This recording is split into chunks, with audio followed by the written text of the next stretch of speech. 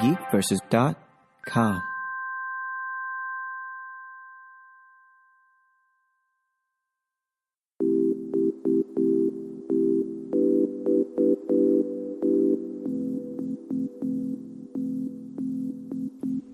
Welcome, everybody, to another episode of Weekly Games Chat. I am your host, Chris.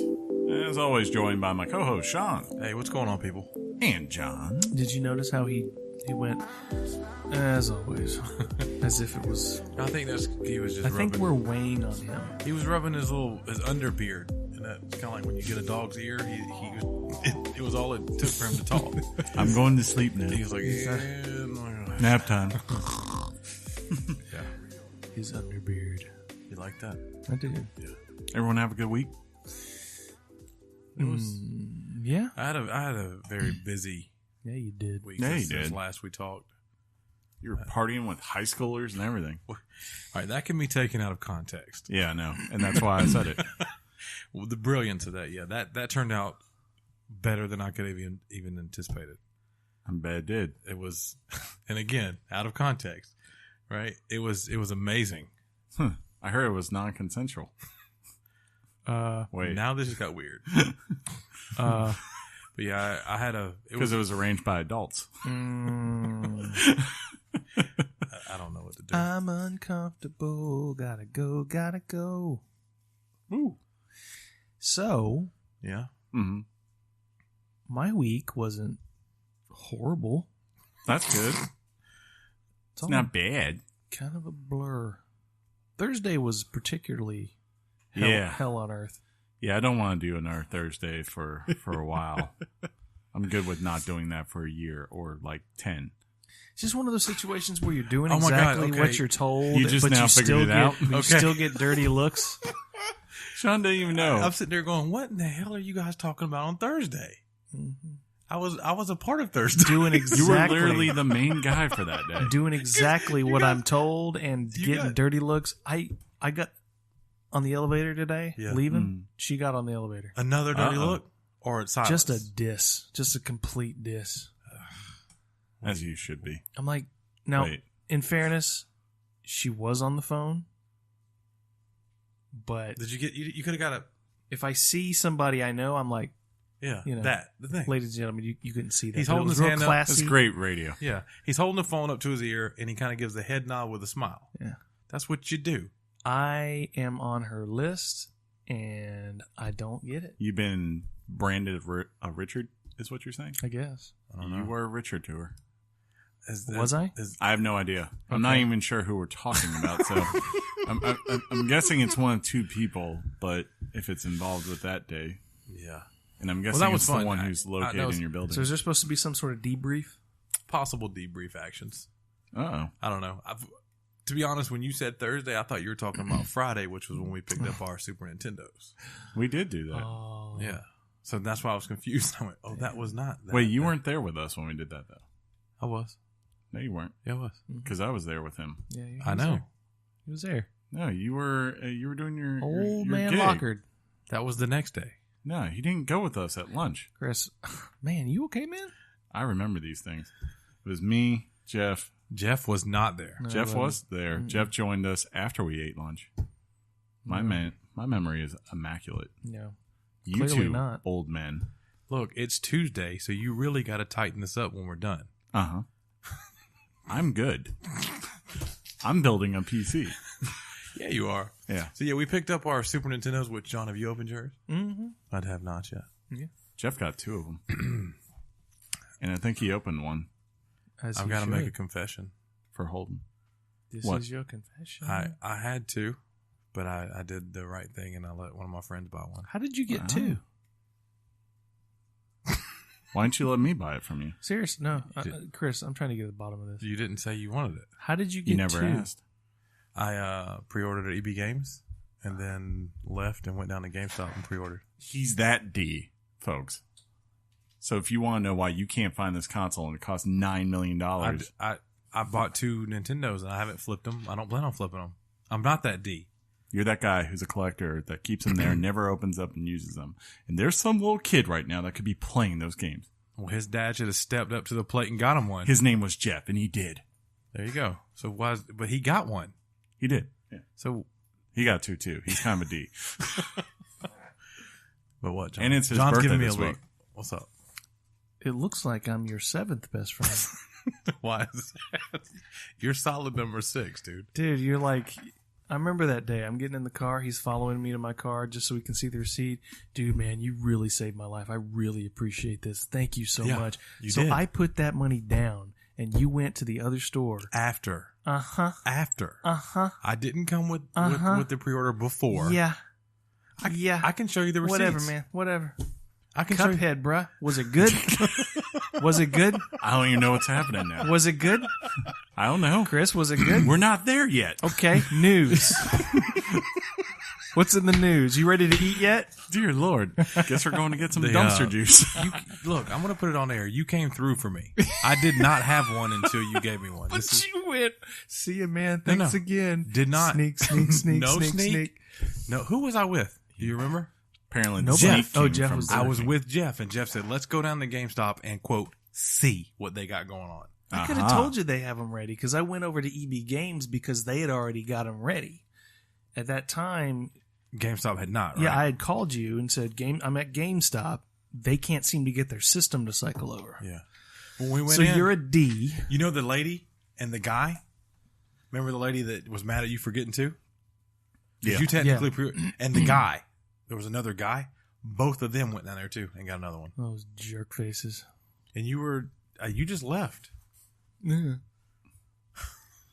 I'm just saying, you're not really doing a good job to set up your case for like when I get 3 tickets to the SEC championship this year. Chris, I'm and involved. I've got Jeff. Jeff is a firm. He's going, but Jeff- now I got to think about like, well, should I just invite Tammy? First the F off.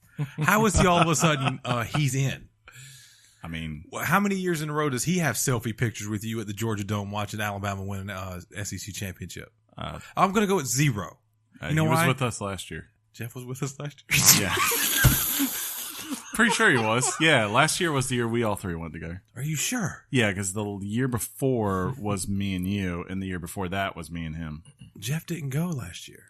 Jeff went with us last year, and he went 2 We years didn't. before. Well, Super NES Classic is really cool. Is it cool? Yeah, man. It's really great. He's Holden was playing Link to the Past, As he should. as I told him. he That, should.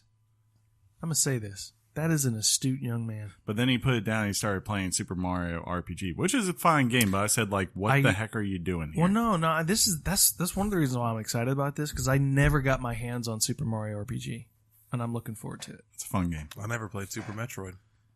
Wow, It's going to go down. How are the controllers as far as the length of the cables? Well, short is what I hear. well, they're longer than the NES Yeah. cables, but if I had to recall, and I have my original Super NES cables. I will compare sizes tonight. Yeah, you will. I'm sure they they're about the feel same. from that's on that.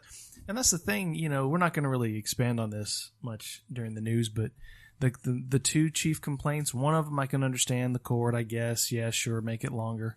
Yeah. But the complaint that you have to stand up and go reset it, that is BS to me. That is a criticism based reset on it for what? To get back to the main menu. You have to get up and flip it like you used to do on the old machines. Oh. Yeah, I guess I to can understand me, that. To me, is just you lazy bum, get up. Well, the It's laziness. different times. Yeah, the laziness comes Yeah, from it's a lazy point times. where Yeah, on Nintendo. anything you touch these days, you don't have to get up to do anything to change it. Yeah, it just doesn't seem like it would take that much to say like, No, hey, if you want to but- go home, hit both start and But select. to me, it's like we want this thing and we want to remember it exactly how it is, I get except what you're coming change from. it. Yeah, it's I like, guess. come on, man, get up I know. and hit the button, Dude, To the me, it's box convenient. ain't The that. box- It's 2 calories. Mhm. That's it. 2 calories. That's like queso from somewhere. Yeah, no. I don't know. Plus, I the would- guy who reviewed it for a certain website wasn't even alive for these games. Okay. How So does the that heck make with you him. feel? Makes me feel like he doesn't deserve. He did. Makes me feel old. Okay, Thank you. There you go. People get old and die. but it's cool, man. Rest in peace, Tom Petty. If he's dead, we're not sure yet. He's dead. I don't know. they were saying he was dead. And then, like, right afterwards, TMZ came on and were like, actually, now we've gotten our report saying he's actually still clinging to life. So no one knows for sure. Holy moly. Yeah. Unless there's been another report afterwards. Yeah, CBS reported dead. And I was really sad because I really love Tom Petty. Hold on. We can settle this. I'll check Fox News. Tom Petty's one of those musicians who never stop making good music. I said on my Facebook page, his first rock concert I went to. And I thought he was the coolest guy. I never knew he had already been like around for 20 years by the time I saw him. So the first I got 3 CDs at one time, but my first CDs were Genesis Invisible Touch. That's a great album. Tom Petty's Wildflowers. Yeah, not Heartbreakers. Tom Petty. This is just his first solo, I think it was. Yeah. And then the third one, I'm not telling you. Because you're scared? Absolutely. I didn't even know about this news. This is crazy. I don't see it anymore. It's just do this. Go to Google, put Tom Petty in. 7 minutes ago. Yeah, that's AMP reporting, but then... Let's see. We're just... Stand by, audience. He's fiddling a little bit with Penny. For those of you wondering how she's doing. She's doing good. She's still Penny. She's trying not to destroy things that will get her killed for... All right, so this is the New York Daily News. Let's see. And they are reporting he is dead after going into cardiac arrest 7 minutes ago. Okay. I mean, from what it was sounding like, he was... That's very... Man, this has not been a good 24 hours. No, it has not. For many reasons. But yeah, that just sucks. I mean... It sucks. But let's see here. Yeah, I mean, like, I'm getting everything from taking off life support to dead. So, I mean, it sounds like regardless, he's probably on his way out. So that sucks. Anyways. We're going to do our best. So let me get to the point. We're going to do our Let's best. roll. We're not news guys. We're not politicians. We're just going to do our best to talk about video games and hopefully bring you people some joy. For sure. Just like Tom Petty did for many years. So let's do it. Let's do it. Topic time.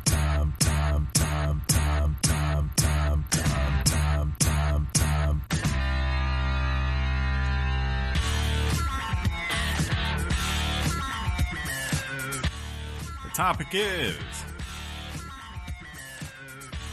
Cuphead. It's Cuphead. Heads of cups of head. Just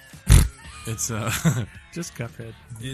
Could it be getting any better reviews right now? Well, yeah, I mean, I guess it could. It could be in the 90s if it was better. I mean, Forces. I told you this game wasn't going to be good. Told you all of it. It's going to be great. Even amazing. But yeah, Cuphead, the long-awaited title from, was it Studio MR or MDHR, something like that is their name. MDHR. Yep, there we go. One of them things. Yeah. For those unfamiliar, the game was first unveiled back in 2014 and was all the rage at the E3s for Xbox's showcase. It is unique in the sense that everything in it is hand-drawn, and not just hand-drawn to something you would find today, but more distinctly that of the 1930s that you would find in either, I don't know, I guess what is defined as maybe vaudeville or what is his name? There's a guy, Max Fleischer, yeah, that had a studio that did like Betty Boop and, you know, Popeye and all those kind of cartoons.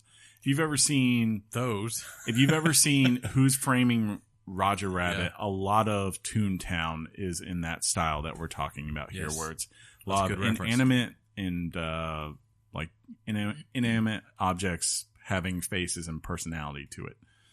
And it's really good. It's really, really, really good. I was surprised that they actually pulled this off. For a lot of people were wondering just like, how the heck is this going to play?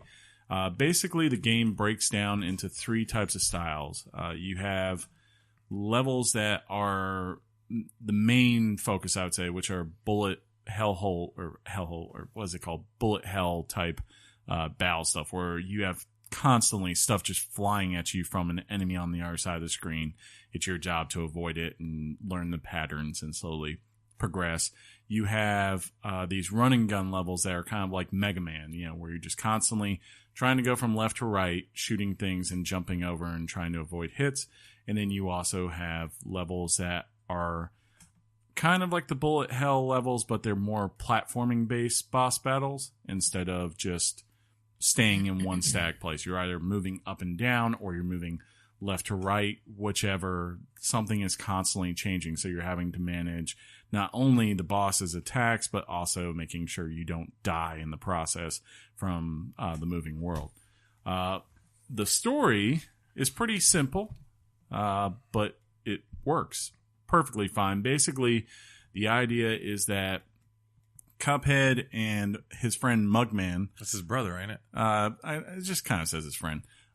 They are kids who, they want to go have some fun, and their parental figure, who is called Elder Kettle, he's a teapot kettle, warns them, don't go down to the Devil's Casino because the only bad things will come from there. But of course, they go by the casino and they get entranced by the lights and the bright lights of the city and all that. And they go to the gambling table and they start getting on a roll, and, they're constantly winning, hitting, double sevens and all that kind of stuff. Until eventually the devil himself appears and says, "Hey, great luck, guys. I'll make you a deal. If you get one more win, I'll triple your earnings. But if I win, I get your souls." Mugman's all like, "I don't know." But of course, at this point, Cuphead is completely just transfixed on the prize and everything, takes a roll and gets snake eyes. So now, of course, they don't want to give up their souls, so the devil makes them a deal. He says, "I'll give you one day to go around and collect these soul contracts that I have on everyone out there that's in debt to the casino," which is why Cuphead is now going around and having all these boss fights with these different characters. And that's about it for the story. There's a little bit more that develops on, but it's kind of like a classic game in the sense of like, look, you're going on a quest. This is the quest backing to it. That's it. Sounds dark as crap. It is. There's a lot of dark undertones in this game. The bosses and I guess the world that you're fighting, they have like this evil kind of grin and look to them. Even though it's like a cartoony look, they're very evil-ish. Cartoons did not used to be for kids. No. They were very... they still really aren't right now. Yeah, we're kind of going back there. Yeah. The guy who runs the casino, Dice Man, I mean, like, you just could tell he looks like someone just waiting to swindle you. Every 5 seconds, you're like, I don't trust you at all.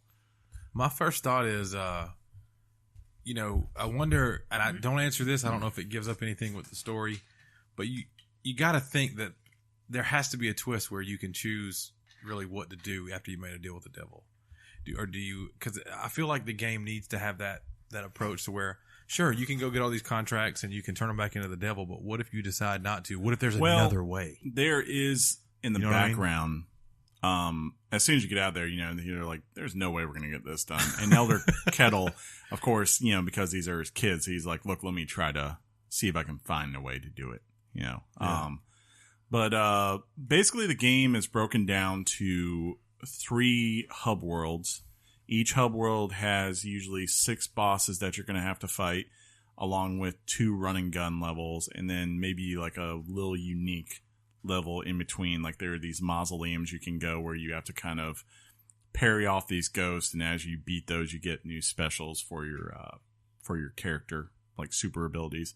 I've gotten 2 of them so far, and I will go ahead and say this: it has been said very much up to this that Cuphead is a hard game, and boy, they are not lying. Well, you're just not good at platformers. I'm actually pretty decent. We just pulled up the rankings on people and their ranks as far as platforming, and you came in at 2. No, out of 20 of us, you came in at 18. That's not true at all.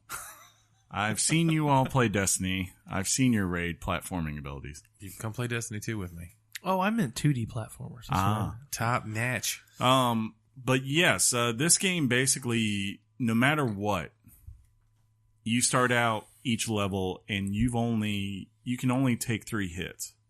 Oh, God. And there is no way to get your health back whatsoever. When you start. And I mean, it's to a point, and it does not matter. If you get hit, you get hit. So, for instance, whenever you fire your, like Cuphead's first main special ability is that he tips over on his side and shoots out a huge thing of water, like stream, kind of like a water blast. And if you don't time it right, and say it's like one of these platforming worlds or levels, like if you're not timing it right and there's nothing underneath of you when you get done making your shot, you're going to take some hit damage. If you shoot it, but you don't counter the fact that the enemy just shot a large projectile at you, when you get done, you're going to get hit by it. You have to learn how each boss works and when their opening is.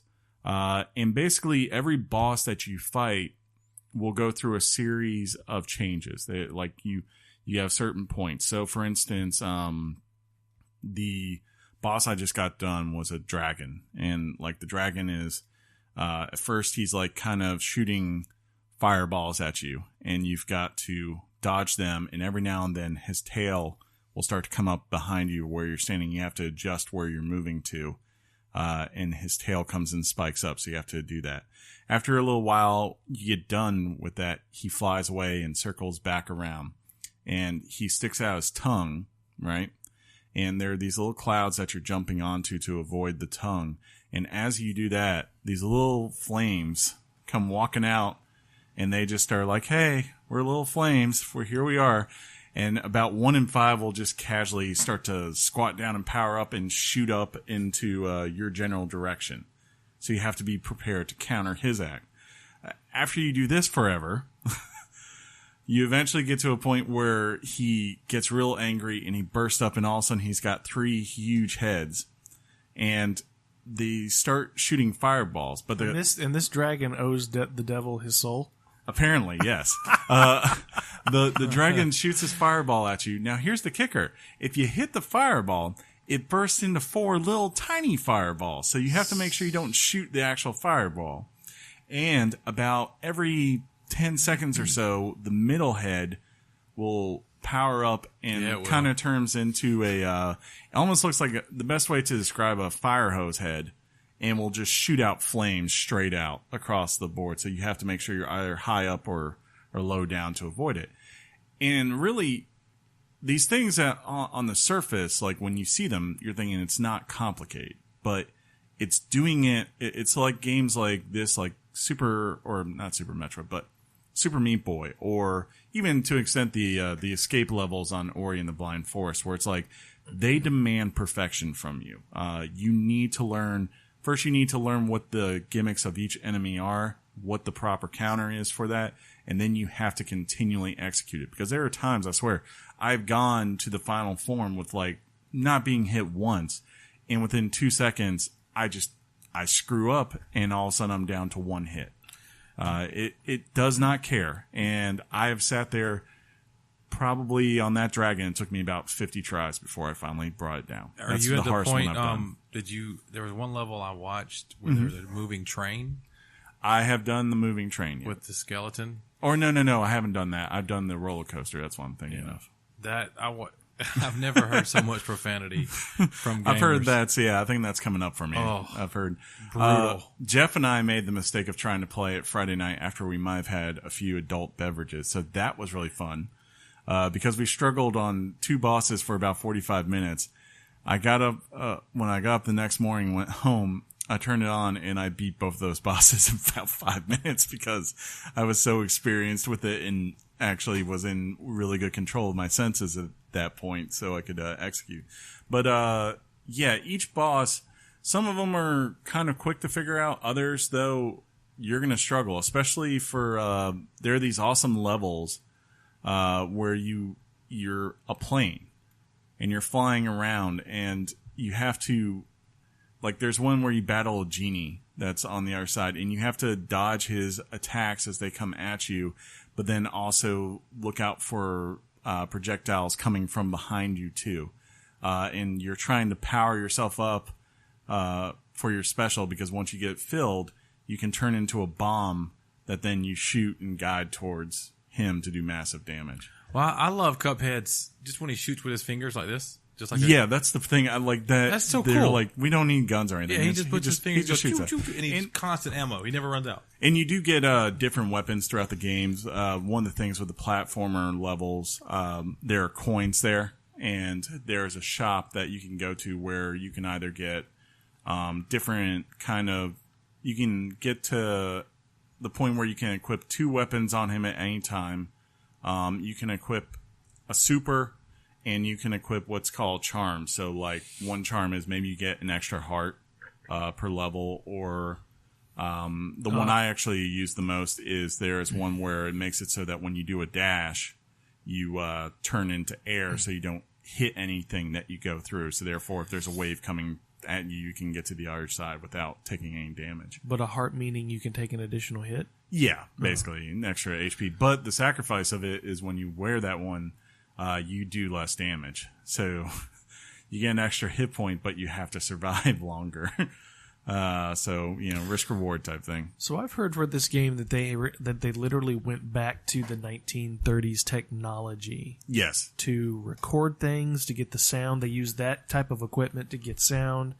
Everything is hand-drawn animation. Yes. So they really, there's when you think about the context of how long this took, you can kind of see why it took so long, because I think people showed a lot more interest than they anticipated in the beginning, and they actually went back and said, I think initially this was basically a boss run game. Yeah, it was just going to be all the bullet hell. And I actually have to say, I don't think they needed to add the platform levels, and you can see, there's only 2 per world, so it's kind of like, it's fun. It's a different, if you get irritated from doing the boss fights, if those are weighing down on you because you just feel like you're stuck, it gives you a different type of approach to go after. But honestly, those are probably the levels I could least do without, just because it's just like, the only thing I'm focused on is getting coins in those levels. That's about it. Yeah.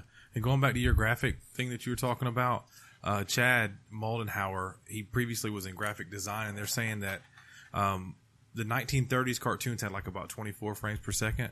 And so he colorized the characters in Photoshop, giving them a frame rate of 60 frames per second, that's why it looks so good and can look as pretty as it does in high def. I will give credit here. I think, one, there is no game that has ever been made that looks or feels like this. This, you can tell how... It even has like grainy technology. Yes, that's added in there. Even like when you do the loading screens, there's grain and pop, and in the little corner there's a little animated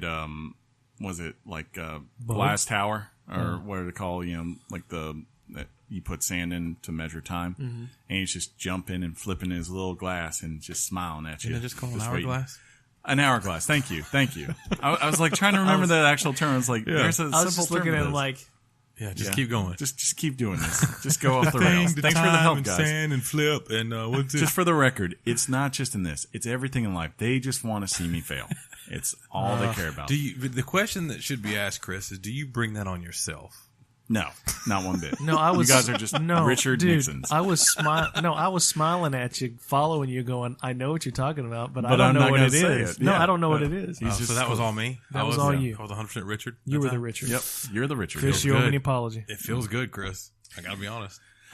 But even here, the music here, I put the soundtrack on Friday, and it's just such a great send up, because it's like a mix of like ragtime jazz and big band swing and all that kind of stuff. Something like you can just feel like it feels like it belongs in the 30s and in the late 20s and things like that. And I don't know if there's ever been a game made that like goes for a unique aesthetic like this on multiple fronts and actually pulls it off as well as Cuphead ended up doing. Like I can't stay mad at the game when it's irritating me like heck, because I'm just like, oh my God, look at that art right there. Or look at this little bit of detail that's going through. It's like that's just amazing. And to know that, as you said, like someone hand drew all that. Like that there's like a one boss that shoots out all these feathers at you. And I'm going like, each one of those is unique and drawn in this animation. Yeah. That is crazy. By the way, apparently there's a fantasy football update going on right now. Redskins and Chiefs play night. What's cool is they intentionally, I went and when you said that about the music, I pulled it up real quick. Yeah. So they hired an Ontario jazz musician. Shout out to the Canadians of the world. Woohoo. They had a Romanian developer. You know why they did that, right? And a Brooklyn animator, and they wanted to keep the recording processes of the time period as if the team were developing in that area. You know why they did that? One for Canadian, right? No, why? They run about 90 years behind America, so they're actually in the jazz period. We did not endorse that. They just hit a Great Depression. But that's cool. I love when you work on a project and you engulf yourself in like I said, the era that you're trying to be in, and that's really cool. From what I can tell, it really shows on this game. Does it stand out? Let's say none of this stuff. Let's say this game didn't have that unique spin to it, that aesthetic, so to speak. Ooh. Shut up. Is it a platformer that deserves our respect? Is it a platformer that is unique in and of itself, or do we really just come down to this is just an art style and a way of and sound design that's just never been done before, tacked on to your average shooter? I've been told this is like Mario and Contra had a baby. A little bit. I think which is as a platformer in the sense of going from left to right, those running gun levels, that wouldn't hold up as much. As far as boss fights and all those bullet hell and platforming bullet hell levels, those I think do, because all those bosses are interesting, and that I don't think it's fair to remove it, because like that's the part that's interesting. Like in turn, you're like, wow, these characters, each one feels like a unique personality. And there are certain ones that they have a randomness to it. You don't know exactly what you're going to get. So you have to be so alert to every predicament, and that depending on what you get and when you get it can be a very different experience from one playthrough to the next. Like a great example, there's one of the bosses is kind of like a candy queen, and she's got like a little castle that she hides behind, and when she starts out, she starts sending out enemies, right? So there's like 5 different types of enemies she could send out. The first one isn't that hard. She just grabbed something off that table. Yeah. The first one isn't that hard to take to account for, because you just have to focus on that one mini boss. Yeah. But then when the second one comes out, there also starts coming out these little jelly beans periodically that just march across. So you kind of have to account for them, because you could be trying to avoid the boss and just happen to land on one of them. And then when the third little mini boss comes out, the final one, she starts shooting out these like things of rainbow flower at you that slowly move across the screen at you. And like as you go through this, taking there's one of the mini bosses in this fight is like a ice cream man, right? And he kind of he's like a big ice cream, and he kind of hunches down and he goes up really high, jumps up high, and he splats down and suck on this. And it creates these little it creates these little ice cream ripples off the ground that, if you're too close, they hit you. So if he comes out first, he's insanely easy to avoid and take care of, because you go like, okay, he's jumping across. Let me move to the other side. If he comes out second or third, he gets immensely hard to deal with, because not because of him, but because of the fact that this little jelly bean might hit you from behind that you're not anticipating. Man, those jelly beans hurt. Yeah, I mean, that fight took me a good little while to beat, just because of that. Because it wasn't just the fact that he was there or whatever. I didn't know who I was going to get in what order. And facing certain bosses later in that fight are a lot harder than some of the others, just because of the way they move and what their attacks are. That makes it feel unique. Like it feels like a game in a way, kind of like, for the reasons that people liked Shadow of the Colossus. Yeah. Each boss feels like it's been fully realized, sure. And that it deserves your respect, and you need to pay attention to what makes that boss unique.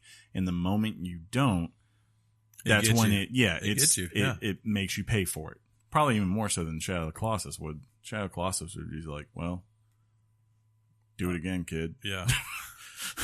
I hope this. Honestly, this game, we were excited about it since 2014.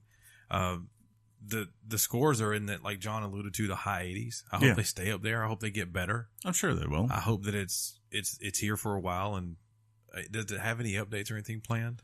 They haven't said. I haven't seen anything either. Yeah. I didn't know if you had recently seen anything. think an update for this would be a pain for them just because. So as being the person who's played it, Polygon, GameSpot, Game Informer, they dropped reviews pretty quick. IGN held out. Can you speculate? I mean, I think their review dropped today, and today meaning Monday, October 2nd. Can you speculate as to why that is? What they were? Maybe they aren't as good. I mean, look, it's a game that. I mean, was there any reason why? People? I mean, it would be weird if it would make sense if other periodicals did it, but Polygon and GameSpot, the guys that typically are around with the Destiny 2 reviews, taking a while. IGN seemed to just say, "No, we just got this." And maybe it's strange, a little bit strange. Well, it's it goes to that theory of I want to be the last one and the last opinion. Well, I'd actually say it. I think most people would want the other way, just because you're going to get more clicks if you put. Like there's that guy who does that YouTube. There's the YouTube guy. What's his name? ACG, that channel. They pretty much are hardcore. That guy, like where even though they got that game on Wednesday, by the time the embargo was up Friday at 12:01 a.m. Eastern or Western Standard Time, he was up. And that's the way he is, because he lives or dies on the fact that he can be one of the first, if not the first YouTube review you find on there. And usually he is the guy that will be first up there. I think like if you're Polygon or GameSpot, like I said, a lot of this game comes down to player skill, and some people get good, John. I mean, yeah, if you play if you're probably someone who plays a lot of bullet hell games and just naturally played a lot of games like this when you were younger, you probably would have a lot easier time beating this than if it's just someone like, you like the genre, but you're not technically, someone who's got great eye-hand coordination, and it's going to take you longer because it's going to take you longer to get those patterns down. Dan Stapleton's like, can somebody pick Brian Otano up off the floor? He's crying. Get somebody else in here. Because, it's 18 boss fights, besides the final levels, which I'm guessing is probably like another 2 or 3. So it's my guess is if you got this game on Wednesday, say morning, and you really dialed in, and that's all you did, like was Wednesday and Thursday, this is all you played, you probably could beat it if you're good. Plus there are simple versions of the bosses if you want. I haven't done any of them yet. So I can't tell how much simpler it makes it, but it's very possible for those sake that they decide to do that too. Cool. Yeah. I can't wait for you to beat it. Yeah, I'm on the 3rd world now. I don't care. I just want you to beat it. Okay. Why'd you push me away? Yeah, but you weren't having that. Yeah, John, because I got a broken iPhone screen. I ain't gonna mess with your iPhone. You wanted to touch I don't even want to touch that screen. You did want to touch it. Your finger was there, and you were rubbing my arm, John. Do we need to put anything else out there? Just call me out. Just call me out. So, Chris. Yeah. Game of the year. No. It may not even be in this top 10. I'll say this. I don't think it's I bet it bumped out Breath of the Wild. It's a lot of things that bumped out Breath of the Wild. I'll say this: it's not a game for everyone. Mm-hmm. So that's why I've been hesitant. If you don't like things like Resogun or I like Resogun. We love Resogun. Yeah, it's a little bit like that. We love it, but much harder than Resogun. Dude, Resogun was hard. Have you ever tried to play? Have you ever tried to play with you? Yeah. They called me old Carrie Haywood. Because I carried him everywhere. My back still hurts from Resogun. Yeah. Not even the expansion. Oh, y'all are getting... Okay. I need to sit back. Is this getting good? Just let this go. I'll be back in 5. He was over there making a stupid TARDIS plane. That was what got... No. It was my Dalek. When I got my Dalek, that was when I became legit. A god. What did I have? The Back to the Future car? I think so. Or Was it a TIE Fighter? I don't know. No, I didn't have the TIE Fighter. I had the Millennium Falcon. That's right. Boss. That thing was too big, though. I need to play that some That's more. what she's But yeah, games like that, Nex Machina or whatever. Machina. Well, however you want to say it. Hey, will you just say this? Will you say this after me? Chipotle. Chipotle. Say it after me. Chipotle. Chipotle. I figured he would. Yeah. How's he not messing up? Chipotle. Right now? Chipotle. Chipotle. That's good stuff. Well, man, that's good. You bring top-notch reporting to this program, Chris. And that's the way it was. Nice field reporting on the street with Chris Lockard. We ready to do the news? I'm ready. Okay. Let's do it. All right. Okay. Hot off the press and straight to your ears. Weekly Games Chat presents the news. News. Ladies and gentlemen, The news. the news. Thanks, man. You're welcome. That's what you get for what you did to me. Voice actors strike ends. The Screen Actors Guild, American Federation of Television and Radio Artists, has proclaimed the voice actor strike to be over. The strike was against 11 companies and has reached a tentative agreement which will provide performers with a new bonus structure in the form of additional payment. Bonuses are based on sessions work starting with $75 for the first session and accruing up to $2,100 after 10 sessions. SAG-AFTRA, that's an acronym from hell, Chief Contract Officer, that's a CCO, Ray Rodriguez, says that the new terms allow for transparency in contracts. Companies will now need to disclose more information projects or about projects at a burp, such as code names, genres, and if any sexual or violent content is featured. Also include is the commitment on working on vocal stress issues. I think it's funny. I think most people read this going, that's still going on. Yeah, I remember us talking Like, about it. I mean, this is over a year ago, and how many great games have come out since then? Well, no one's paid attention. It's more of like it's more of like it was certain companies that were affected by it, and it was also the fact that game development, of course, is very long in the tooth. So, they had a bunch of stuff already banked in that they had performances for, and now you have stuff like it's not going to be now. It's probably going to be the next couple of years that you'll have some things. I'll say this: I won't be surprised now this is reached if there are a couple of games if they can. We got to get y'all back in here. Yeah, like where they go like, hey, these people that we used in the meantime, let's get you back in here. Troy Baker. What if Nolan North? What if the replacements were so good, like Keanu Reeves was in his movie, The Replacements, which is based off a real life thing, right?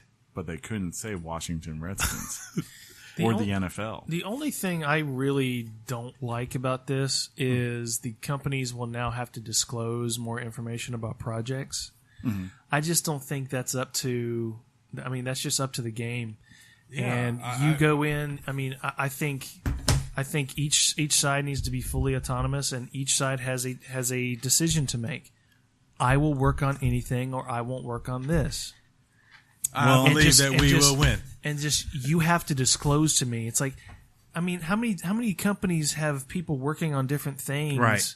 On a project not being allowed to know what the other person's doing. That's just the way it is.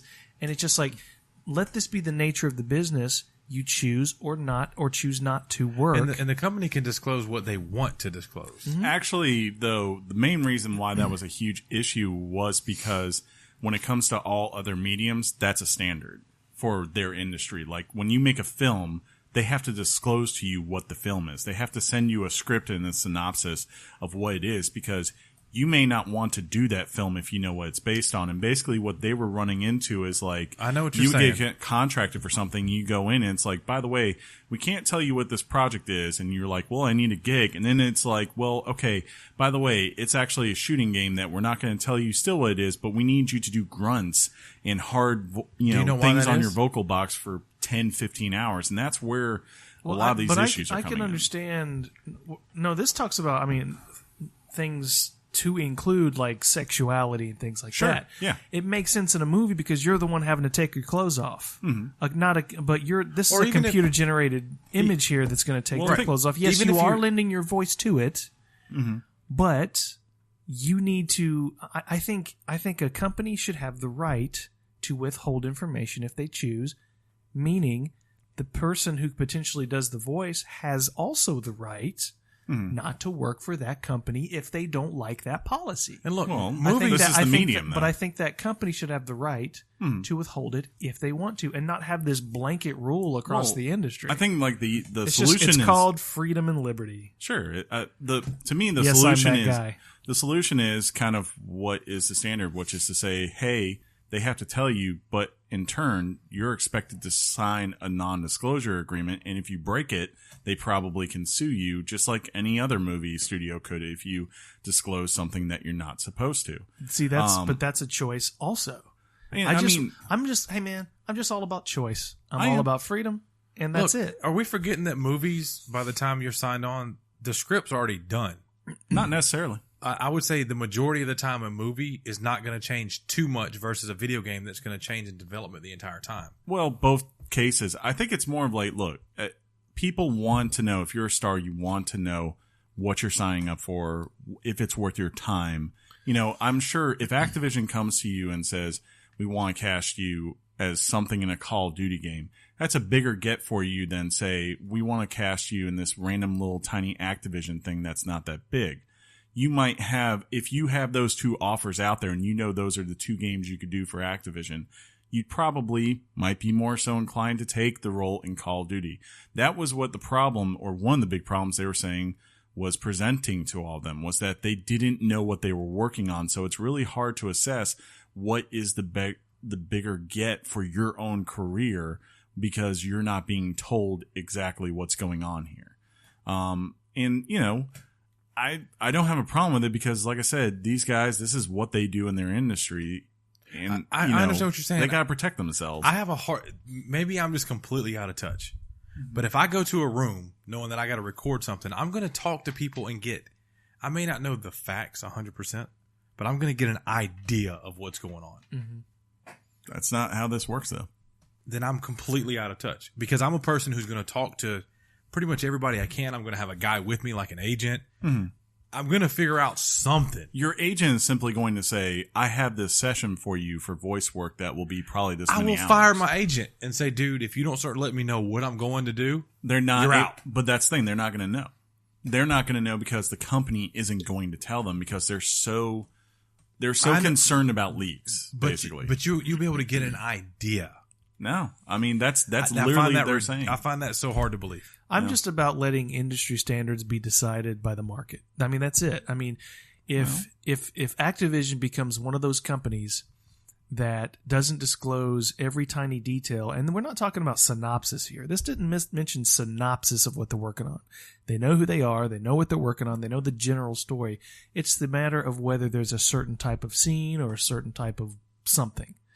Minor details that need to be disclosed. Now, if Activision decides that that's something that they don't want to do, let the market decide whether Activision shouldn't do that because actors no longer want to work for Activision. That's how you fix it. Well, isn't this the market deciding though? No, this is a bunch of people striking.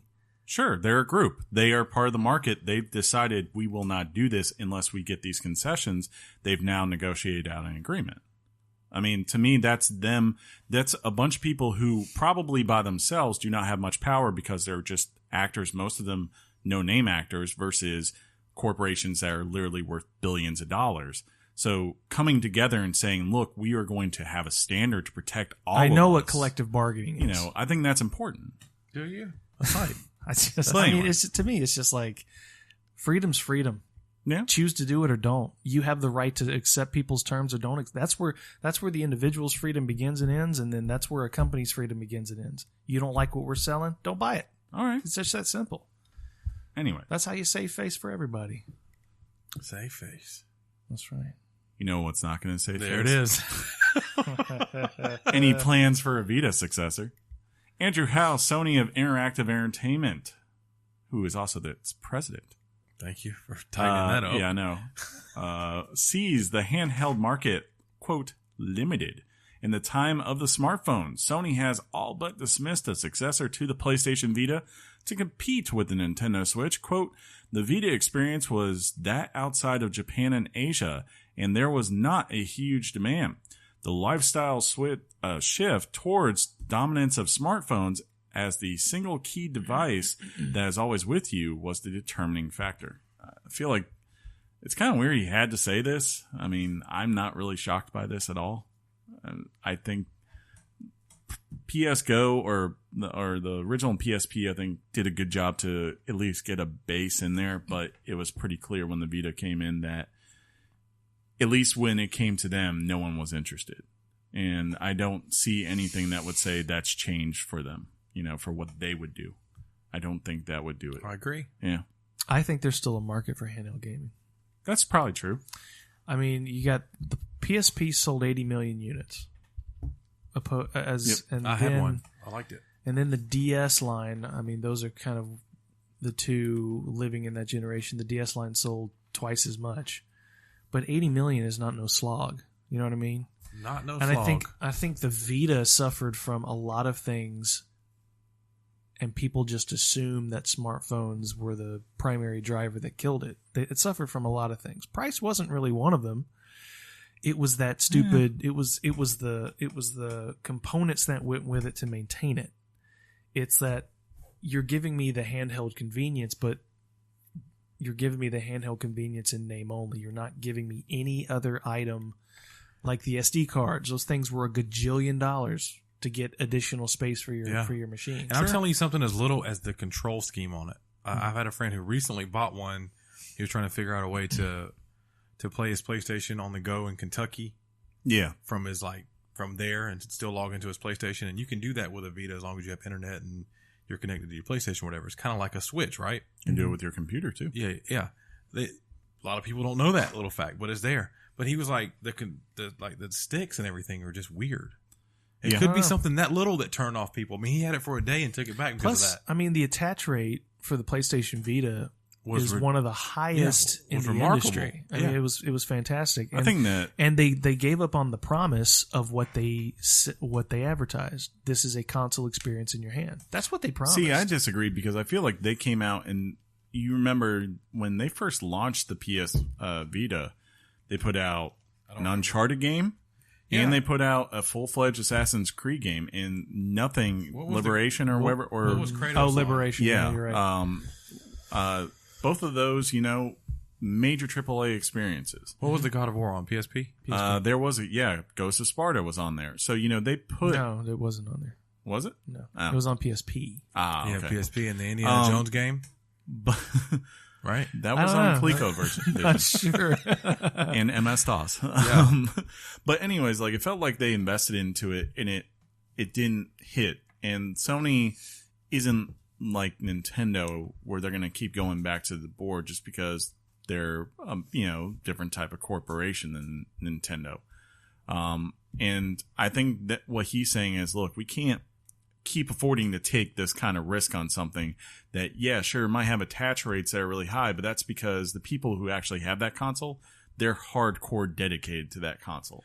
Not that there's 20, 30 million people out here who have this and they're all going to be buying units that much. Well, look, we got to give them props for keeping it around as long as it has. We all know that if something's not good for them, they will hit the old eject button quickly. Sony is famous for that. For sure. So, if you want a Vita, you might want to go get it because they're going to go away. There's a lot of good content on there. Yeah, that's what I You know what also has a lot of good content? Tell me, Chris. Stardew Valley, which is switching it up. Terrible. On October 5th. I like it. Stardew Valley. Coming to the Nintendo Switch on October 5th. It will cost $14.99 and will only be available in the eShop for now. In a post to Twitter, CEO Finn Bryce stated a few days ago that they are, quote, working on finalizing a release date with all parties involved. Stardew Valley was originally planned for release on Switch during the summer. A multiplayer mode will be added to the game in early 2018, and Switch version will be the first version to support the feature. Hey, isn't October 5th the day they'd listen to this? I believe. No, that's Thursday. Thursday? Yeah, Thursday. Okay, so tomorrow. Yep, tomorrow, guys. You can play it. That's cool. Great game. I highly recommend that game if you have not gotten it. So we got our Games for Gold and our PS Plus for October. For Games for Gold, you're going to get Gone Home Console Edition, the Turing Test, Rayman 3 HD. I believe that is a Xbox 360 game, and so is Medal of Honor Airborne. Over on PlayStation Plus, you get Metal Gear Solid 5, The Phantom Pain, woohoo! Amnesia Collection, Monster Jam Battlegrounds, which is a PS3 game, Hustle Kings, also PS3, Hue, PS Vita with crossplay on PS4, and Skyforce Anniversary, which is also crossplay on PS Vita, PS4, and PS3. So if you ever need an excuse to go get Kojima's game that will be the only Kojima game you get to play till probably 2029, I suggest you go download Metal Gear Solid 5 this year, or this month. Egyptian history is in Assassin's Creed Origins. Assassin's Creed Origins will get an education mode early next year called Discovery. Discovery Tour by Assassin's Creed Ancient Egypt. The free update will let players explore ancient Egypt in Assassin's Creed Origins without worrying about the combat or time constraints. This feature will include locations for Alexandria, Memphis, the Nile Delta, Great Sand Sea, and more. Quote, "It's a dream come true for us to offer Discovery Tour by Assassin's Creed Ancient Egypt in education mode built specifically for people to learn more about the incredible history of ancient Egypt through the interactive experience." First, like when I was reading this, I was like, ancient Egypt history in Assassin's Creed Origin. I was like, oh, I thought that was obvious, wasn't it? And then I was like, oh yeah, I forgot they announced this. Yeah, this is actually very cool, man. There's people out there that want to see this kind of stuff. For sure. Ubisoft's always about doing cool little side things like this. Yeah, in most of their games, at least starting with Assassin's Creed 2, it's kind of buried down in the menus, but you can go in and actually every time you see a building, every time you meet a historical figure or a historical marker, it gives you the game as you progress turns into a big history book as it unlocks different files. Something tells me though, there's got to be. I want a video of students playing Assassin's Creed. I want a video of in one of the classic ones where, as you said, you can go through the different history and all that, of just some master historian just going through wrong. Yeah, that's wrong. That's terrible. No, they're going to stick to the actual history. I don't think they're going to rewrite anything. And they're not killing anyone. See what I did there? No, I don't think so. Wii Shop Channel to close in 2019. Speaking of killing something. The original Wii Store, the Wii Shop Channel, will be shutting down forever on January 31st, 2019. Is that 18 or 19? 19. Oh, okay. Yeah, making sure. Users will no longer be able to add Wii points to their account as of March 27, 2018. The user will still be able to download anything to the device that they have already purchased, as well as transfer content from Wii to Wii U using the Wii System Transfer. At some point after the closure of the channel, however, any data removed from the console will be permanently lost. Rest in peace. Wii Shop. Yeah. Right? Old school. OG. I guess that means you will not be transferring those purchases over. Well, you can if you have them to the Wii U. Can you? Yeah, that's what you just read. Did I? You just said it out loud, dude. Did I though? Can I transfer it to my Switch? Yeah, though? but if you delete it entirely, it's gone. You can't recover it, which is just that. Baffling? That's the inevitability of me all inevitability. Why would you delete it though? Now imagine because you hit the wrong button when you were drunk. I don't know. So there's a failsafe though. There's now I'm imagining. Sure you want to delete this? So you're that's saying, the point. That's the point. No failsafe. You can't recover it. So you're which saying, goes to the topic of ownership in digital media. True. You don't own anything. So you're saying we that should stop pretending that we do. Agent Smith has jumped down and he's grabbed the Wii channel by the throat and he's going, inevitability, Mr. Wii channel. That's the sound of inevitability. He's going to Matrix, isn't he? He went to Matrix. No, he did. He went full on. Yeah, head first. Agent Smith. And then he went, and then the Wii channel's all like, my name is Neo. God. You should have said Wii. My name's Wii. Speaking of overrated games, what? That movie is not overrated. Ghost Recon Wildlands.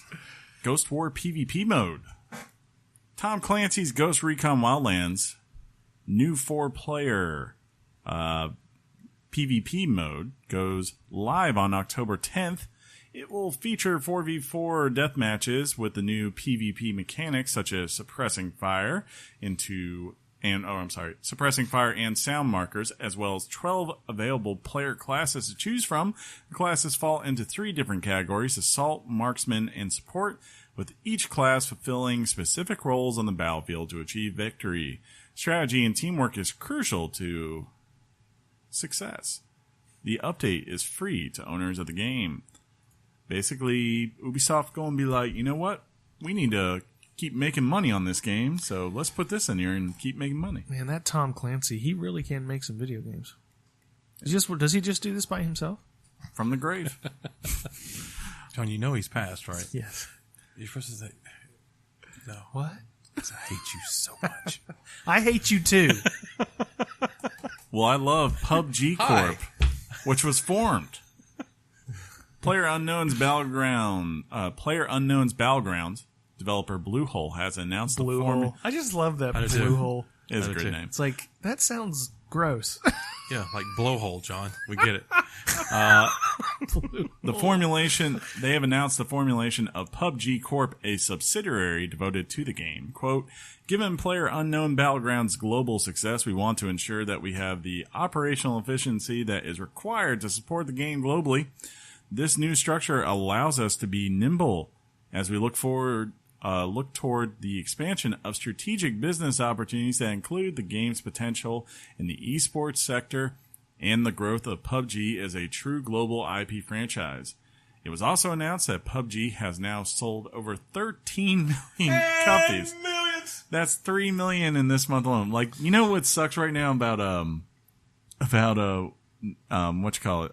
NDA or whatever numbers, for sales?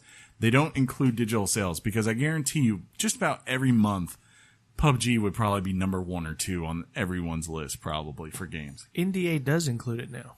Not for PC. Steam doesn't ever include their stuff. Chris. Yeah. Throwing your education in my face. Chris, I'm going to you reading this. Mm-hmm. I'm giving myself a new challenge next week. Okay. In the notes, I'm trying to make most of the words more than 2 syllables. Dude, because there was some crazy... That was a legit announcement. And he tackled well written. And you tackled it like a champ. But if we say, Chris, say red, blue, green, yellow, you'd be like, blue, red, yellow, red, blue. Red? Yeah. I'm A-E-I-O-U. I'm Will Ferrell in old school. James, can you hold on for a second? The global domination of the Matrix. I mean, they were talking about operational efficiencies and potential in esports sectors. You could do this. Or I was waiting for him to trip over his feet. Nothing. None. Yeah. You could do this. Or you could just not be a Richard and do what's good for the show, which is something that's easy to read. No. You could both do that. No, this is not this what's is good what for I deal the with, show. folks. We have to talk about what's good for you. We have made you a bit. No. Yeah, you're this a is bit. People love it. Yeah. I'm just going to start reading things like PUBG in talks with Sony. PlayerUnknown Battlegrounds is now being rumored. What are you doing? That's how I'm going to read it. Don't you do that. Don't you do that. Don't you ruin it, and don't you read like that. I'm going to ruin it. Don't ruin it. PUBG in talks with Sony. PlayerUnknown Battlegrounds is now being rumored for PS4 following a rumor that they are in talks to further expand the platform. According to Bloomberg, PUBG, quote, has had talks with all of the major console companies, specifically saying they are currently in talks with Sony. Nothing has been confirmed one way or the other. I think it was also said, like, basically, no matter what, this would be after it comes to Xbox, and I think the final version ships on PC. But it makes sense. It's going to eventually. There's no way Sony can be like... Wait, how does this make sense? Because money. Yeah, because money talks, John. Capitalism. Sony can't sit there and go, you're going to have the biggest game ever, right? And we're not going to get it at all. Come talk to us. We got you. No, they said, we've sold 70 million units, right? Andrew House walks in. He's like, I'm Andrew House. I just feel I'm Andrew House, and I'm here to tell you. Sean Layden comes in. How does he do it? I can't do him. I feel like he goes into a meeting with Andrew House and quietly Phil is underneath the disc with just like stacks of 20,000 and he just constantly starts stacking. He's like, no, you want to stay with us. What if the unveiling? Remember, we're the studio that brought you Wonder Book. What if the unveiling of the PS4 Pro haunts him so much that he tries it on every pitch that he does? He's like, we have the PS4 Pro. And he still does the little thing where he just like holds it. Everybody's like, stop holding the console. This is so awkward. Man. But it's going to come, Chris. So I don't have to get it on. I can trade my Xbox in now. Well, speaking of things coming to Sony. New PSVR announced. Sony has announced an updated version of PlayStation VR. The new headset features several improvements. The headphone cables are now integrated with the headset, as well as a slimmer, streamlined connection cable. The updated processor unit also features HDR pass-through capability. That's big. The only thing I don't maybe like is, I'm trying to figure this out. It's a headphones cables are now integrated with the headset. Does that mean that it has a headset included on it, or that basically that's how I took it? Me too. And do you know what the Predator looked like in the when he had just stuff going everywhere around his head? When you would play, if you've seen people using the PSVR, there's cables everywhere. There is. It's ridiculous. I guess though, my one thing would be like, if that's the case where the headphones, like they're like, no, this is the headphones you get and that's it. Mm-hmm. I kind of like wonder how good they would be versus like say someone who spent $300 on some Astros and really likes those because they have really good sound or something like that. But I don't know. It says headphone cable, so I don't know if that just means like the way you plug them into it is a little bit better integrated. I think that's what it means. Maybe that's what it is. Where you don't, maybe so that it's on the device instead of in your controller. Yeah. Maybe that's it. That's a decent Predator. That's a decent Predator. I'll give it to you. Yeah, that's good. John learned this week I could do a mean Gollum. You learned that in the car. Right. Let's see his Gollum. No, I'm not doing it here. Why? Because this is I've set up a platform for excellent timing of said Gollum. You need to do this. I'll do it during the Shadow War episode. How about that? Okay, that's a good deal. Okay, you heard it. Possibly with one Casey. Ooh, tease. Yeah, he. I think he said he's down. I saw him this weekend. He was at my house. Yep. Thanks for inviting me over to your house. Yeah, thanks. You turned me down. You literally did. You did turn him down. He picked the one day. You didn't have to do any of the other things. No, I did. No. You didn't have to go to Beer Midtown. Did Mikey actually show didn't up? even go to that. No, unfortunately. Yeah, thanks, man. Oh. Yeah. He he had to be up at 5 a.m., so he was a little tired and he couldn't. He said, "Fine, defend him. You always do. You always do." He has very good, valid reasons. He's a sweet boy. Of course he does. Unlike your reasons. Unlike these two Richards here. What if you have very bad valid reasons? Kind of like the ones Chris gave you for not coming over for dinner. No, we're looking. No, I gave we're him looking valid for another good date. reason. We're good. We are. I'm not letting this go. I'm not going to be Elsa right now. I am planning to char some mammal flesh for him. Would you like to have me char some mammal flesh for you? Meat's back on the menu, boys. Speaking of Lord of the Rings, Nintendo Creators Program will block YouTube live streaming. This is taken directly from the IGNs, also known as IGNs. Nintendo has announced a new policy that restricts live streaming of its games on YouTube. The announcement was originally made in an email to members of its Nintendo's Creators Program, which gives members rights to monetize videos on Nintendo games on YouTube as long as they meet specific guidelines. It would appear that these rules no longer extend to YouTube gaming live streams, which the email says fall outside the scope of Nintendo Creators Program. To add to the confusion, Nintendo points out that the Nintendo creators are free to create a second account to live stream its games on or otherwise remove themselves from the Creators Program and register their videos for manual review. No doubt these changes were prompted by some high-profile YouTube gaming live incidents, which Nintendo hopes to avoid being attached to its titles. What is the Nintendo's Creators Program and why aren't we in it? Creators Program was basically a controversial, if you will, like basically. You didn't say that word right. Controversial. Jeff didn't think I knew how to say controversy because we do it like that. Yeah. He's like, "Do you actually know?" I was like, "How do you?" Yes, controversy. It's like that is controversy. But anyways, I believe they created it because basically Nintendo wasn't allowing people to put stuff on YouTube without first reviewing it, and they were requiring something like 48 hours, which I don't know if you know this, when you're on YouTube, that's like a lifetime. Yeah. So basically the idea was, hey, if you sign up for this program and therefore you agree you're going to do these, you're approved, you agree you're going to meet these parameters, you can just post and we won't go through and look at your stuff. Now they're removing it, I guess, for that, which kind of just sucks if you're a YouTube streamer that does live Let's Plays on there. That really kind of sucks. Just go to Twitter. It kind of just feels like it's, I'm sure it's not. Why do I say Twitter? I don't think they're not getting rid of Twitch, stuff from what I've gathered, but it is just like another one of those things where you're like, if I'm on YouTube, I'm a little bit pissed just because it's like only affecting you, right? Yeah. And it's kind of like this idea of like, well, I don't know how to tell you this. We're afraid this one thing's going to happen, which really the only case of it really being a problem was with the biggest YouTuber in the world saying some stuff, and it got resolved pretty quickly. YouTube's going to be fine. Nintendo will be fine.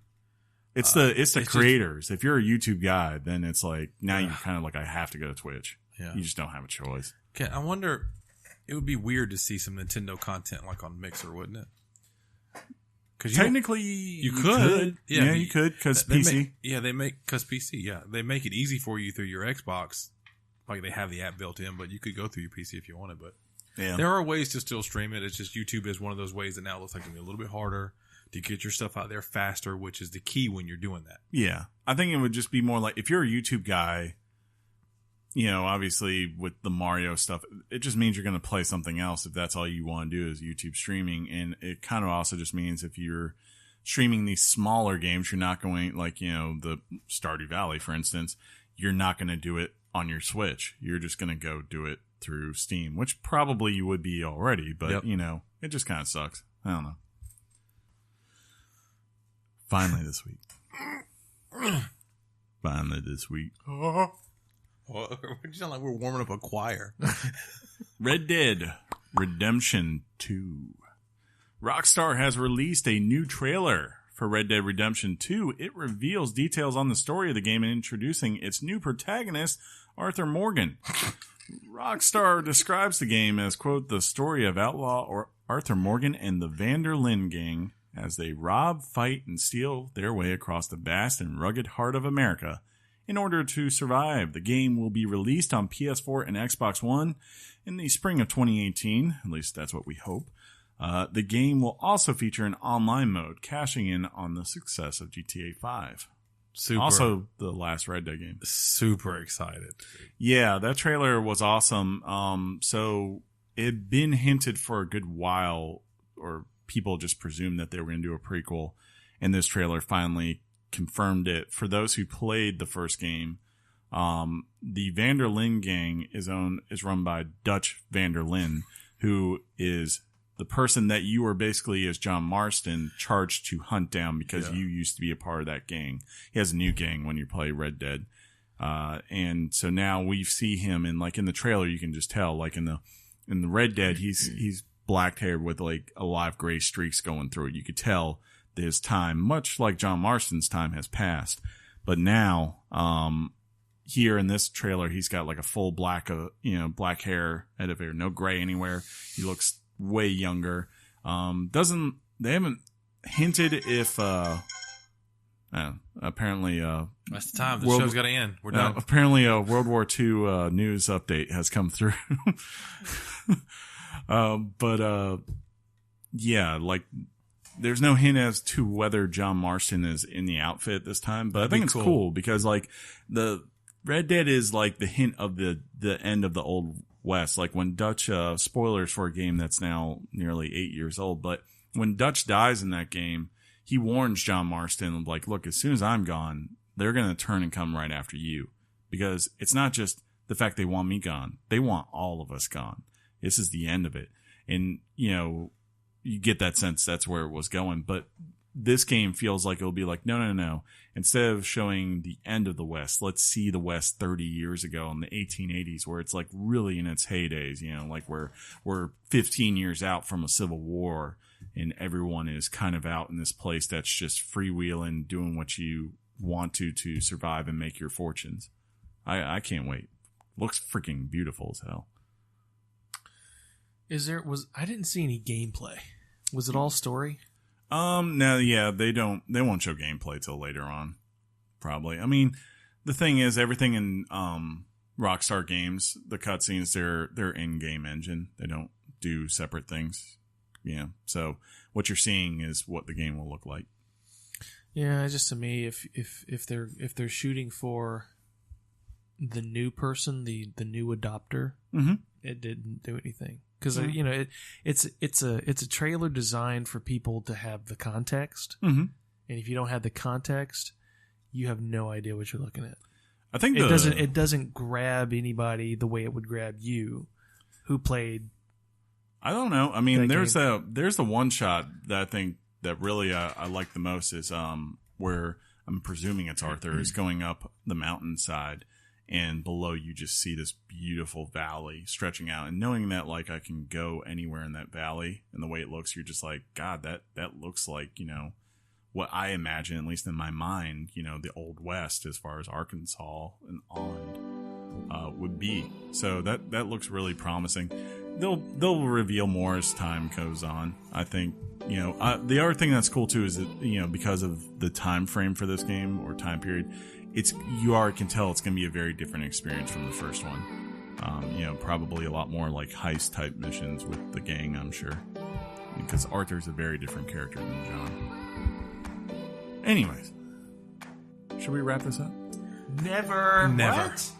Sorry, I shouldn't have said that. No, you did because I stole yours the other day. No, I shouldn't have said that. Yeah. That's not right. I'm better than you, and I would never do with the things you do to me. See? He admits it. He admits it freely. He thinks he's better than all of us. What just happened? No, just him. Yeah. Oh, wow. Not me. Thank you. Yes, I win.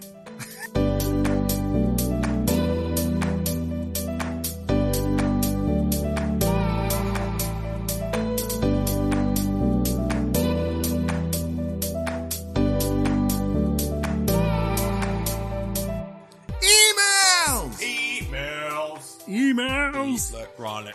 Apparently we got some emails. There we go. Email. I'm awake. I know you are, John. We appreciate it. Chime in and say email one time, dude. It's not my thing, man. You do it sometimes with It's not me. my style. I don't like you, but I love you at the very same time. How is that possible? For both, I don't blame you. If you want to write in your emails, you can write us at weeklygameschat@gmail.com. That's weeklygameschat@gmail.com. We don't really care what you write us into. Just write us. Hey. Just say, like, hey, how's What it up? going? And Yeah. I'll be like, on the show the next week, I'll be like, not bad. How about you? And then the next week you can write and be like, pretty good. And I'll just holler out, very good. And then it'll turn into a thing. Right? So Yeah. write I'm us in sorry, on those. ladies and gentlemen. No, you're not. I mean, as a person, I yes. especially like it when we get emails from our super JJ Abrams fan. Yeah. He's my favorite. Those are good ones. Right. Hey, guys. It's Johnny. Hey, Johnny. From Grand Rapids, Michigan again. What's up, Johnny? Wow. Grand Rapids. Right?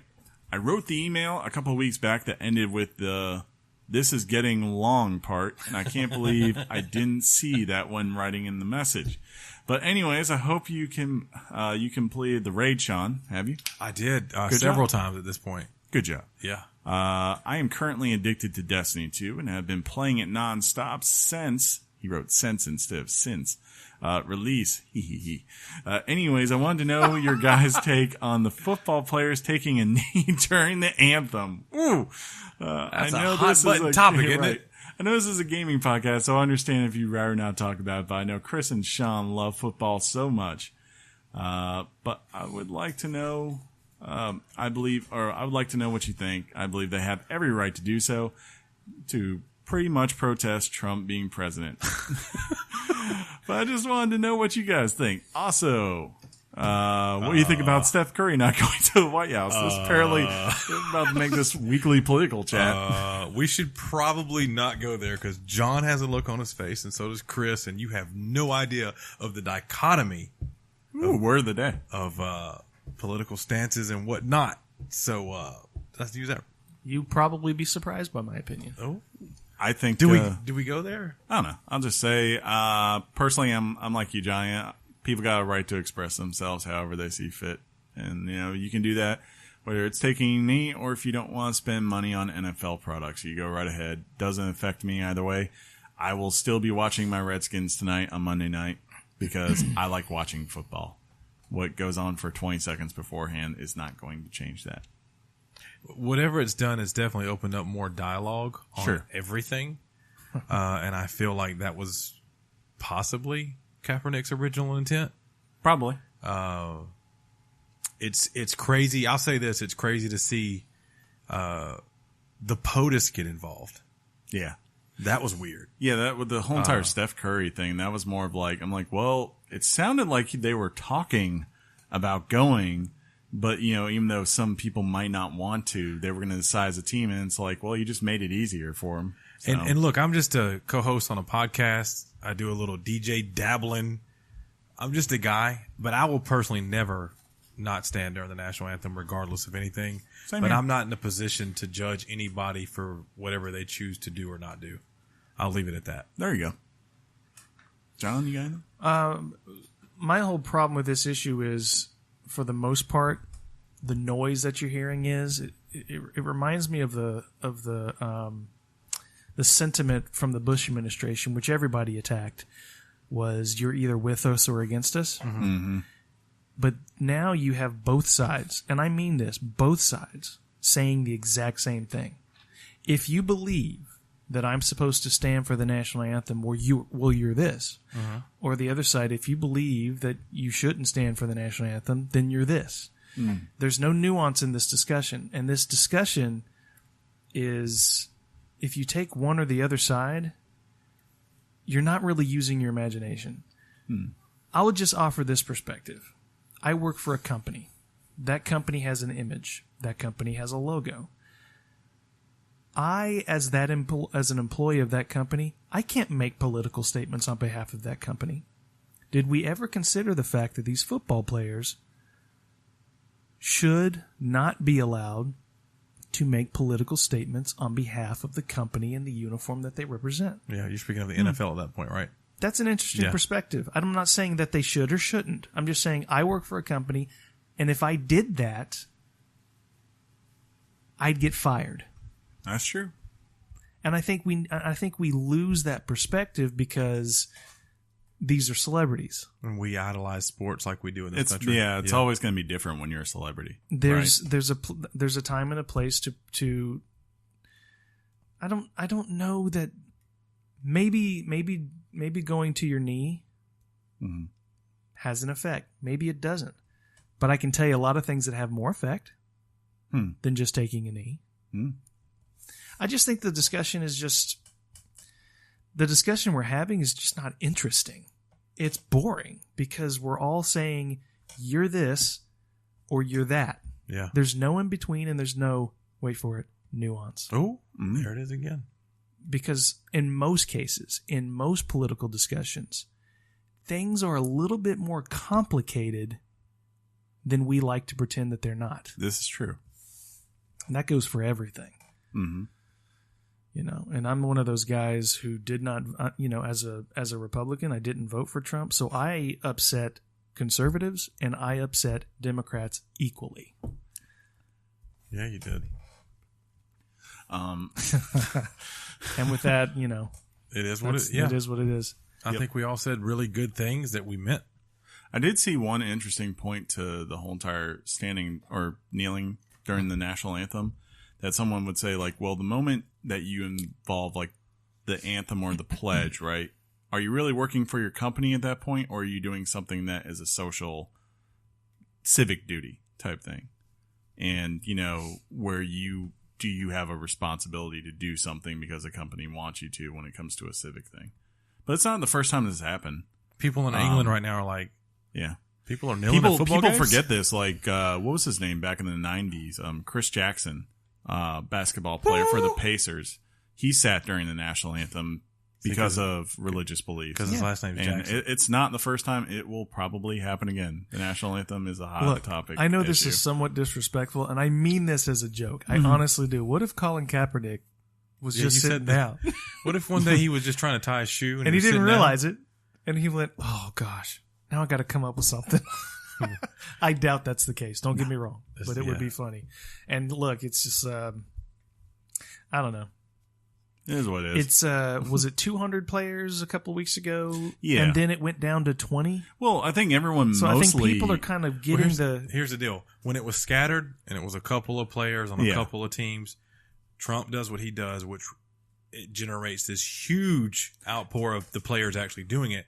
But then that generated it like all kinds of people going, Well, you had everyone doing it for different reasons. You had some people who were doing it still because of the reason they were doing it before. And then you had a bunch of people probably doing it simply because they didn't like the idea of the president telling them what their league had to do. And that's the thing. And people have got to figure this out. I do not endorse what the president did. Yeah. But people just keep taking the bait. And it looks like the PR war, Trump won. It looks like he won. I'm not saying he was right, and I'm not saying he should have won. I know. But it looks like he won. Because they just keep taking his bait. Yeah. I mean, the guy has an IQ of a gnat, and you keep taking his bait.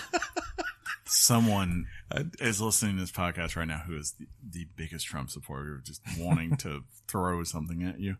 Well, anyways. Yeah. I lobbed some red meat at the audience. Right. Yeah, I don't think if he's done. I was just letting you go, buddy, because they don't know. If President Trump wants to insult us, he can tag us on Weekly Games Chat, which is on Twitter and Jonathan also on Barron Facebook. is a great American. The greatest podcast host ever. Yeah. In the world, hands down. What is a podcast, Maria? If Donald Trump wants to subscribe in the future, just in case John decides to insult him next week, he can do so on iTunes or whatever podcast listening service is out there. I believe, actually. Was that the only letter? I think I've actually got this plugging on to YouTube now. It's just an audio file, but if you want to go to YouTube to listen, you can search for Weekly Games Chat, and I believe starting with the Destiny episode, I think was the first one I put up. It's a good one. So they are up there for your enjoyment to listen. I might put the other ones up at some point. We'll see. I was going to say, speaking of our Twitter. Oh, yeah. I'm sorry. You're okay. I did it naturally. Did Donald already... Yeah, Donald Trump's already... No, I'm just kidding. At Games Chat. To Tyranno Tortoise. Nice.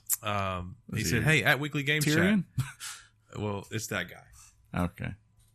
You know I can't tell because it's broken. Oh, yeah, okay. You know that guy. He said, at Weekly Games Chat, Xbox X release coming soon. Any chance you guys could do a small segment on 4K TVs?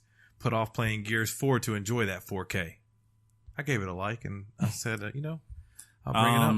We covered 4K stuff early we have. on. I'll say this. Whatever you buy, do not go cheap, like insanely cheap. Don't be looking for the $400 65-inch 4K TV that came out 3 years ago. Look for one that came out like a year or two, and specifically look for HDR. I would say if you're buying either last year or this year's models of Samsung or Sony, both of those I know for a fact include the right HDR that both Sony and Microsoft use for their consoles. I've also heard that basically it's in your benefit. The bigger the screen you can get, the better of a, I guess, the more of an impact likely you'll see personally on your eyes, though every eye is different, of course. And I rock, and John, I think, has the same one. I believe it is the Samsung I don't have a TV. I believe it's the Samsung KS like 7800, but like I know. No, mine is an LG that I bought like 10 years ago.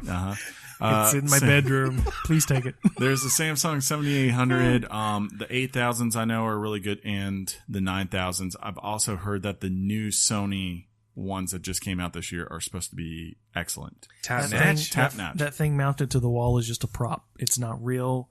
We're selling the house. It's just aesthetic purposes. Our winner of our recent giveaway at Chap Mad said, at Weekly Game Chat, thanks for the FIFA 18 guys. I always knew listening to a video game podcast would pay off.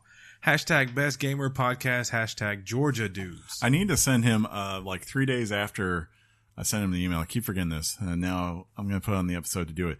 Amazon emailed me a code for him for additional content for his game. So, oh, wow. Nice. Yeah, like I think it's just like some little perk stuff. You know? I hope he got the Switch version. I don't know. I heard that's the one that's really interesting to look at. Also, shout out to Corvin _ and who's this guy? We got at David _ McClend. He's running. Yeah, the brand new followers to our Twitter. We also we post stuff out there. Like Chris will post that link out there. So make sure you go out there and follow us on Twitter if you haven't already. If you're always wondering where to see what we're talking about, real quick, just go to Twitter or Facebook. They always post there. The Twitters. But anyways, this has been episode 123. I think that's right. That's right. Yeah, 123 of Weekly Games Chat. Until next time, I will simply say to my co-host, Sean, game on. Game on, Chris. Game on, John. Game on, Chris and Sean. Game on, John. Your mom's box. Peace out, everybody. Thug life.